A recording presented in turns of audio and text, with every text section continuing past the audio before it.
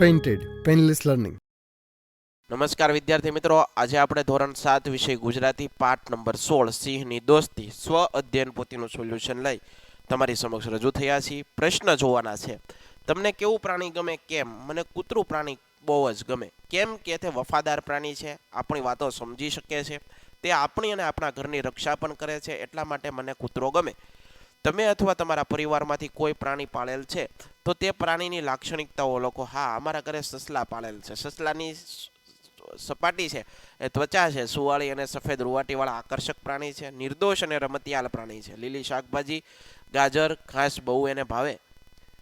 તમે પાળેલા પ્રાણીને તમારા પ્રત્યેની વફાદારી, પ્રેમનો કોઈ એક યાદગાર પ્રસંગ. અમે કૂતરો પાળ્યો, રોજ અમારા ઘરની ચોકી કરે. એક દિવસ રાત્રે અમારા ઘરે ચોર ચોરી કરવા આવ્યા ત્યારે કૂતરો જોર જોરથી ભસવા લાગ્યો અને તેથી ઘરના સભ્યો જાગી ગયા અને ચોરી કર્યા વગર જ ભાગી ગયો. આમ કૂતરાએ ચોરી થતાં બચાવી.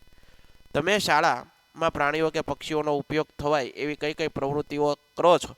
એ પ્રવૃત્તિઓ કઈ છે સમજાવો. મારી શાળાના મેદાનમાં કેટલા વૃક્ષો છે, તેના પર પક્ષીઓ પાણી પીવા માટે ટીબ અને દાણા ચણવા માટે વ્યવસ્થા કરેલી છે. આ પ્રવૃત્તિઓ ખૂબ ગમે, કારણ કે પક્ષીઓને દાણા ચણતા જોવા એ બહુ અનેરો આનંદ મળતો હોય. મિત્રો, હજી સુધી તમે અમારી પેન્ટેડ એપ્લિકેશન નથી ડાઉનલોડ કરી તો આજે જ ગૂગલ પ્લે સ્ટોર પર જઈ અને ડાઉનલોડ કરી લો, જેની અંદર તમને દરેક વિષયના સ્વાધ્યાય પોથી, એકમ કસોટી, સ્વ અધ્યયન પોથી અને સોલ્યુશન સાથેના વિડીયો ઉપરાંત દરેક વિષયના ડીપલી વિડીયો લેક્ચર, ધોરણ 9-10ના વિદ્યાર્થીઓ માટે લાઈવ વિડીયો લેક્ચર, દરેક વિષયની વિષય વાઇઝ પીડીએફ પ્રોવાઈડ કરવામાં આવશે. ભાવનગર ખાતે જો તમે અભ્યાસ કરતા હો તો એના માટે ધોરણ 8 થી 12ના તમામ વિષયોનું કોચિંગ પૂરું પાડતી કોચિંગ ઇન્સ્ટિટ્યૂટ આલ્ફા એકેડમી કાર્યરત છે. તમે એમાં જોડાઓ, એનો સંપર્ક કરી શકો. યુટ્યુબની અંદર તમને અમારા વિડીયો ગમતા હોય તો અમારી યુટ્યુબ ચેનલ છે પેન્ટેડ યુટ્યુબ ચેનલ. હજી સુધી સબસ્ક્રાઇબ નથી કરી, સબસ્ક્રાઇબ કરો, જેથી કરીને અમારા વિડીયોની માહિતી તમારા સુધી પહોંચતી રહે. હવે શબ્દ સમૂહ માટે એક શબ્દ આપી અને વાક્યનો પ્રયોગ કરવાનો. મનુષ્યના મૃત શરીરને અગ્નિ આપવાની ક્રિયા હોય એને અગ્નિદાહ કહેવાય. દરબારના દેહને અગ્નિદાહ આપી સિંહ જતો રહ્યો. ખેતરમાં પાક વાઢવાની ક્રિયા એને લણણી કહેવાય. પાક તૈયાર થાય એટલે લણણી કરવાની હોય. અત્યારે લણણીની મોસમ નથી. ઊંડા પાણીવાળી જગ્યા એને ધૂનો કહેવાય. એકાએક દરબારની નજર નદીના ધૂના પર પડી. વાંસ જેટલા ઊંડા પાણી એને વાંસજાળ પાણી કહેવાય. મગર સિંહને વાંસજાળ પાણીમાં ખેંચી ગયો. પાણીમાં આગળ ધપવા શરીરનો હેલારો મારવો તે શેલારો કહેવાય. મગર પાણીમાં શેલારો મારે છે. નીચે આપેલા વાક્યને પ્રશ્નાર્થ, ઉદ્ગાર અને વિધાન વાક્યમાં વર્ગીકૃત કરો. વરસાદ ઝરમર વરસી રહ્યો છે તો આ વિધાન વાક્ય. માતાનો સંતાન પ્રત્યેનો પ્રેમ કેવો અનોખો હોય છે. આ ઉદ્ગાર ચિહ્નની નિશાની એટલે ઉદ્ગાર વાક્ય. રાજલબાને મળવા કોણ આવ્યું હતું? તો આ પ્રશ્નાર્થની નિશાની એટલે પ્રશ્નાર્થ વાક્ય. વાહ, સ્વીટુએ કેટલું સુંદર ગ્લાસ પેઇન્ટિંગ બનાવ્યું છે, તો આ ઉદ્ગાર વાક્ય, ઉદ્ગાર ચિહ્નની નિશાની છે.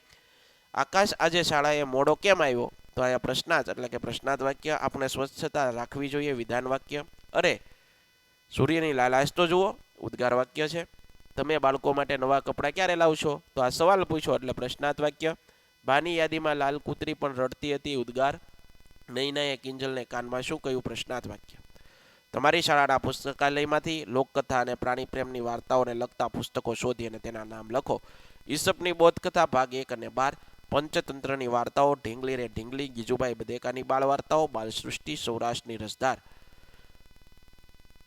આ ઉપરાંત તમે અને તમારા મિત્ર કોઈ પ્રાણી કે પક્ષી ઘવાયેલું હોય તે જુઓ છો તો શું કરશો? તમારી અને તમારા મિત્ર વચ્ચે કેવી વાતચીત થશે એ સંવાદ સ્વરૂપે લખો. અરે સાહિલ, જો પેલા કબૂતરને શું થયું? સાહિલે કહ્યું, હા, તેને ગળે દોરી વીંટળાયેલી લાગે છે. ચાલ એને પકડીને દોરી કાઢીએ. સાહિલે કહ્યું, દોરી તો સખત ફસાયેલી છે, લોહી વહે છે, એને દવાખાને તરત જ લઈ જવું પડશે. સારું, આપણે તેને દવાખાને લઈએ. સાહિલે કીધું, હાશ, હવે આ ઠીક છે? હા, પણ હજી તે 2-3 દિવસ સાચવવું પડશે. નીચે આપેલા વાક્યોમાં પ્રાદેશિક લોકબોલીના શબ્દો શોધીને લખો. કોક ઉજળે લુગડે મહેમાન વયો આવે. કોક ઉજળે લુગડે મહેમાન વયો આવે. મને રોડ શોમાં એ શબ્દો છે. ચિથરા શીદ ફાડવા, ચિથરા અને શીદ. ભેંસ્યું બધી મરી ખૂટી, ભેંસ્યું.